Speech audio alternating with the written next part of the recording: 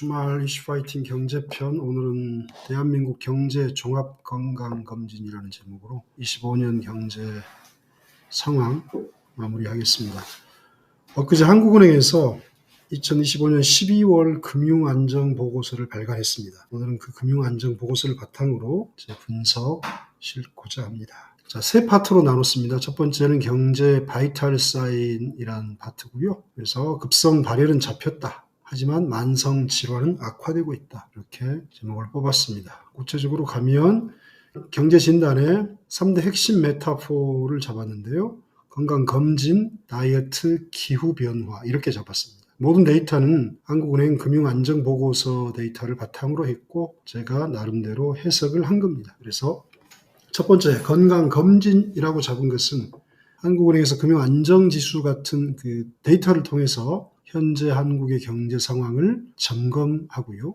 두 번째는 다이어트가 성공했는지 실패했는지 요요 현상이 왔는지 이런 부분들을 좀 살펴보고 마지막으로 기후변화라고 명명해서 부동산 시장이 극단적으로 양극화되어 있는데 서울을 중심으로 한 열돔 현상과 지방의 혹한기 이렇게 나누어서 설명을 드릴게요. 첫 번째 진단으로 가서요. FSI 지수를 좀 보겠습니다. FSI는 현재 체온을 나타내는 가장 명확한 지표입니다. 15.0을 기록했는데요. 11월 기준으로 이 FSI는 뭐냐면 금융 불안 지수입니다. 금융 경제의 단기적인 불안을 반영하고 이 지수가 12가 넘으면 주의 단계다. 그리고 24부터는 위험 단계를 알리는 지표입니다.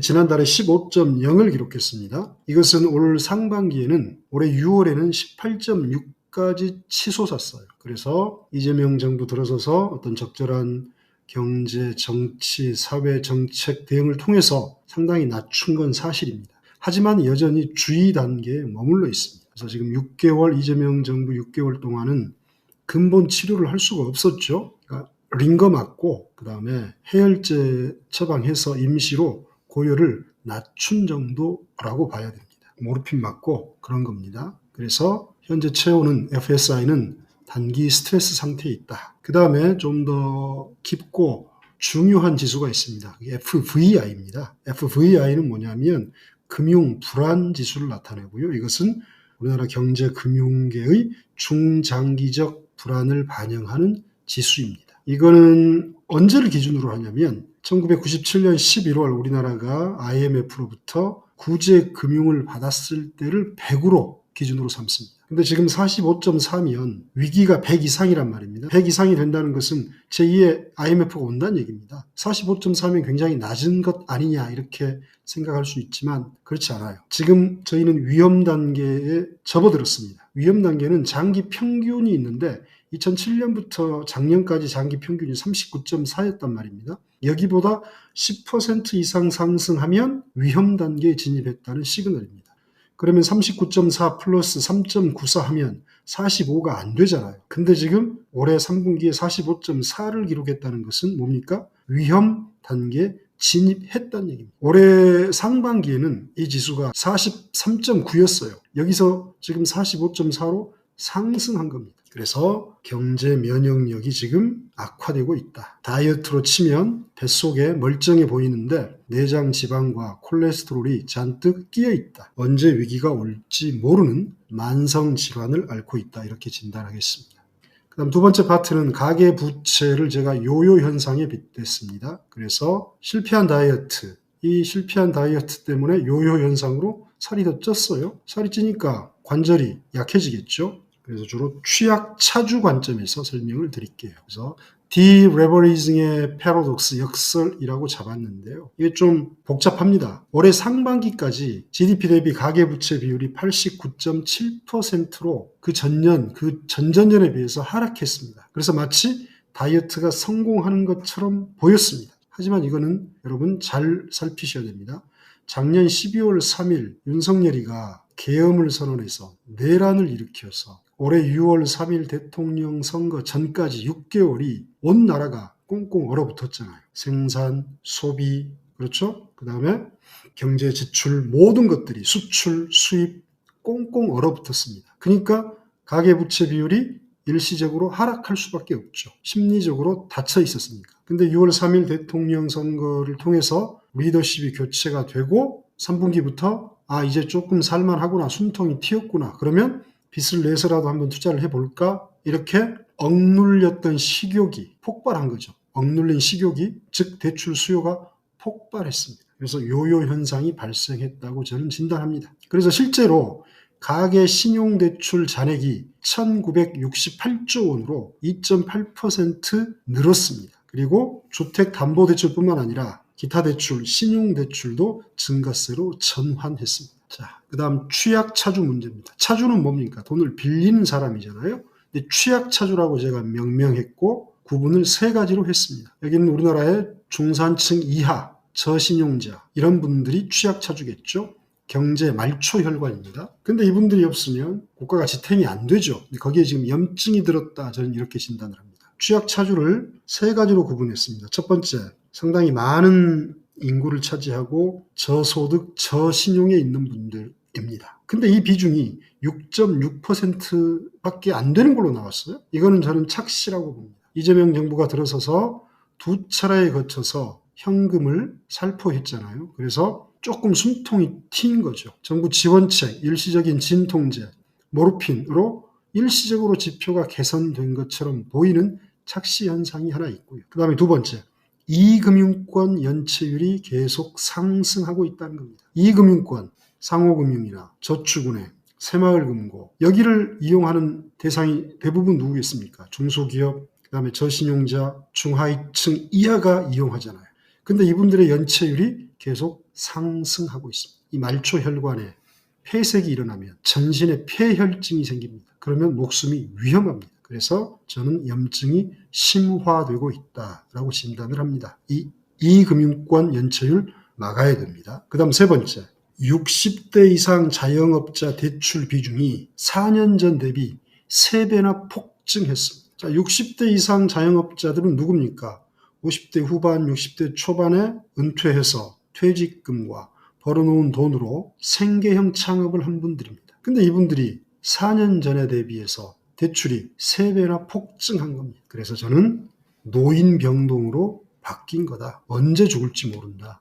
이렇게 취약차주 관점에서 세 개로 나눠서 설명을 드렸고요. 그 다음 마지막 세 번째 파트, 부동산을 기후위기에 빗댔습니다. 그래서 부동산 기후위기로 했는데요. 서울은 너무 뜨거워요. 열돔이라고 그러죠. 지방은 혹한기입니다. 그리고 전세 시장이 폭망하고 월세로 갈아타는 그런 위기입니다. 왜 위기냐? 자, 부동산 시장의 초양극화, 서울은 역대급 열돔 현상입니다. 전국 시총 비중 43.3%가 서울에 몰려 있습니다. GRDP 대비 아파트 시가 총액 배율이 3.0배입니다. 지방은 0.8배에 불과합니다. 이 3.0배란 게 무슨 뜻이냐면 생산 가치보다 3배 이상 부풀려진 버블 상태라는 뜻입니다. 이를테면 우리가 1,000원에 판매하는 소매 가격이 1,000원짜리 제품이 있다고 칩시다. 그럼 원가가 한 500원 될 거고 마진 붙여서 일반적으로 1,000원에 팔면 적절해요. 신라면 한 포 정도 든다고 칩시다. 근데 이게 3,000원에 거래가 돼요. 거품이 그만큼 많이 낀 거죠. 지방으로 가면 한파가 더 심화되고 있습니다. 대구와 부산만 예를 들게요. 자산 가치가 대구는 26.6% 하락했습니다. 마이너스 26.6이에요. 즉 작년에 내가 10억짜리 부동산을 가지고 있었으면 지금은 얼마다? 2억 6,600이 떨어진 겁니다. 그 다음 부산은 마이너스 18%입니다. 10억짜리 자산이 1억 8천이 날아간 거예요. 그래서 자산가치 급락으로 얼어 죽기 직전입니다. GRDP 대비 시총 배율이 0.8배에 불과합니다. 자, 그럼 GRDP가 뭐냐? 이거는 지역 내 총생산입니다. 역내 총생산, 국가 전체가 아니라. 그래서 올해 3분기 권역별로만 보면은요, GRDP가 수도권이 제일 많이 올랐죠. 3.2%, 동남권 부울경이 1.1%, 울산 경남에 공단이 있어서 그렇습니다. 부산은 좀 떨어졌지만, 충청권이 1.0%, 대구 경북권이 0.6%, 다 상승했는데 호남만 마이너스 1.2%입니다. 그러면 지금 뭔가 먹거리가 없다는 얘기죠. 그래서 이번에 정청래 민주당 대표가 광주에서 최고위원인가 뭐 하면서 그랬죠. 호남에 내년 예산 폭탄을 터뜨렸다. 사실입니다. 그래서 내년에는 조금 호남이 나아질 겁니다. 그리고 이걸 이제 저는 큰 권역으로만 수도권, 동남권, 충청권, 대경권, 호남권 이렇게 5개로 나눴는데요. 이걸 좀 더 세분하면 1인당 GRDP가 가장 높은 곳은 우리나라에서 울산입니다. 거기 워낙 뭐 조선업 호황이니까요. 그 다음이 제주 뭐 이런 순서일 거예요. 아무튼 서울은 아파트 값이 역대 최고로 올랐다. 지방은 마이너스 하락이 멈추지 않고 있다. 그래서 부동산 시장이 그냥 양극화가 아니라 완전 초양극화다. 거기에 진입했다. 그 다음 임대차 시장의 기후변화 이렇게 잡았는데요. 이제 우리나라도 미국처럼 월세가 대세를 이루고 있습니다. 전세가 종말됐고 월세가 습격하고 있다. 이렇게 표현했습니다. 왜냐하면 월세 거래 비중이 60.2%로 역대 최고를 기록했습니다. 그 원인은 가장 큰 게 전세 사기 공포 때문입니다. 신뢰가 붕괴한 거죠. 다세대 주택발 전세 사기가 아파트, 빌라 전체를 덮쳤죠. 그래서 전세 대신 차라리 보증금 조금 내고 월세나 반전세 이 개념으로 지금 많이 바뀌었죠. 물론 금리가 높은 것도 하나의 원인이기도 합니다. 지금 우리나라 수도권 전세 월세 전환율이 4.0에서 4.5% 정도 될 겁니다. 그러니까 전세 1억이었으면 월세로 전환하면 4.0이면 월 40만 원인 거죠. 1억에 40만 원. 자, 그 다음에 심각한 건 취약계층의 RIR 상승했다는 겁니다. RIR이 뭐냐면 Rent to Income Ratio라고 하는 건데요. 내가 한 달에 이번 달에 벌어들인 수익 가운데 주택 임대료로 나가는 비율을 뜻합니다. 이게 17.4%였는데 이번 조사해 보니까 21.2%로 올랐어요. 즉 내가 한 달에 100만 원을 벌어서 그동안은 17만 4천 원을 월세로 내거나 아파트든 빌라든 담보대출 이자로 냈는데 이게 21만 2천 원으로 많이 올랐습니다. 그래서 임대차 시장 변화가 또 우리 경제를 덮치고 있다. 그 다음 자본시장에 저는 혈류장애라고 표현했습니다.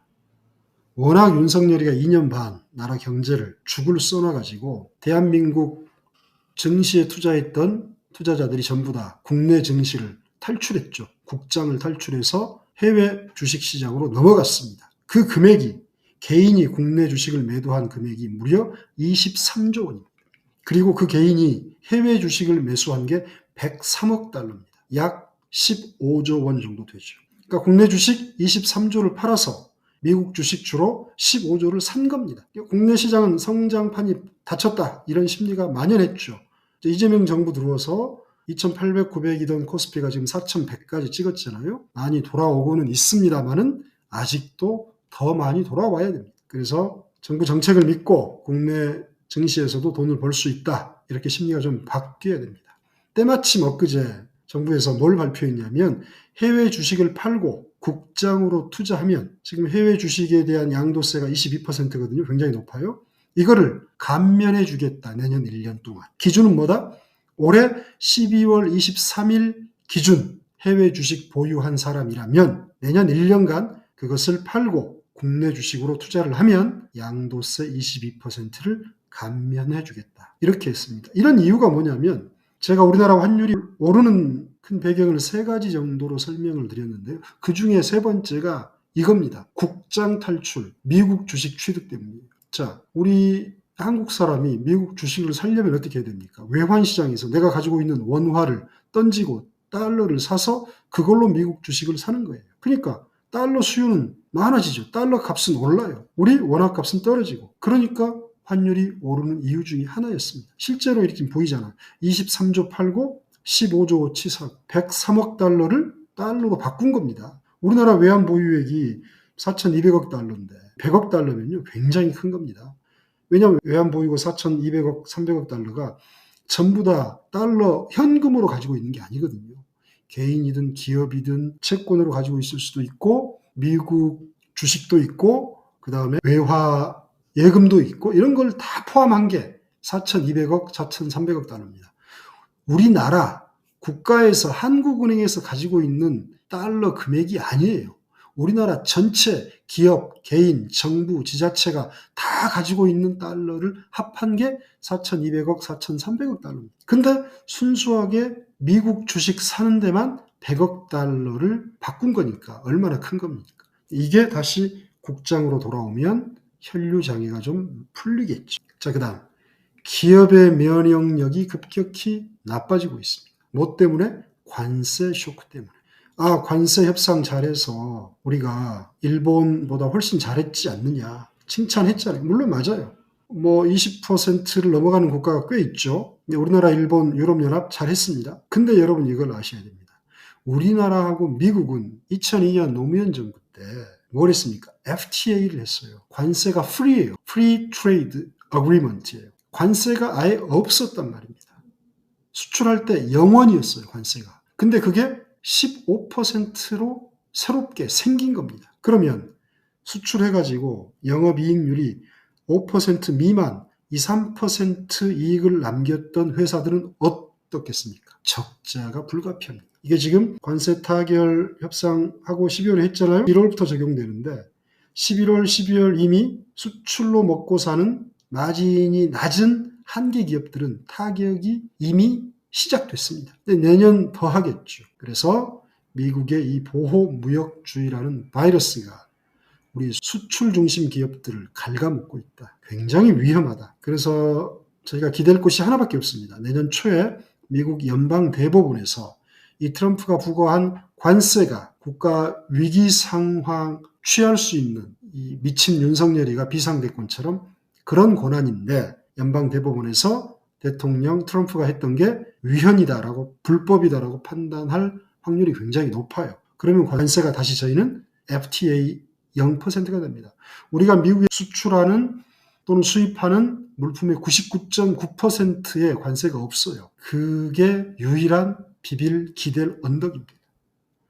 기업 대출 연체율이 2.50%인데 이것도 굉장히 높은 수준인데 여기다가 수출로 먹고 사는 기업들은 관세 15% 폭탄을 떠안았으니 이게 보통 일이 아닙니다. 제가 지금 위에 수출 중심 기업들의 이자 보상 배율 악화가 우려된다고 했는데 이자 보상 배율이란 게 뭐냐면요. 기업이 영업이익으로 자기들의 대출 이자를 감당할 수 있는 정도를 이자 보상 배율이라고 합니다. 그래서 그게 1이면 벌어서 직원들 월급 주고 유지 관리하고 이자 내면 남는 게 하나도 없는 그런 제로 상태입니다. 2분 상태가 1입니다. 근데 1 미만은 뭐겠습니까? 벌어서 이자도 못 낸다. 적자가 쌓인다는 뜻이겠죠. 근데 이 기업이 작년에 윤석열이 때 이 기업의 숫자가 2배 이상 증가했습니다. 근데 이제 관세 15%가 본격적으로 내년에 만약에 유지가 된다면 수출 중심 마진이 낮은 한계 기업들이 줄도산할 우려가 있다. 자, 그래서 종합 처방전을 제시하면 재활해야 됩니다. 생활 습관 개선해야 됩니다. 다이어트 실패했습니다. 재활해서 관절 튼튼하게 해야 되고요. 생활 습관 개선해야 됩니다. 이재명 정부 6개월 동안 급한 불은 껐습니다. 일단 이제 숨은 쉬어요. 숨통은 튀었어요.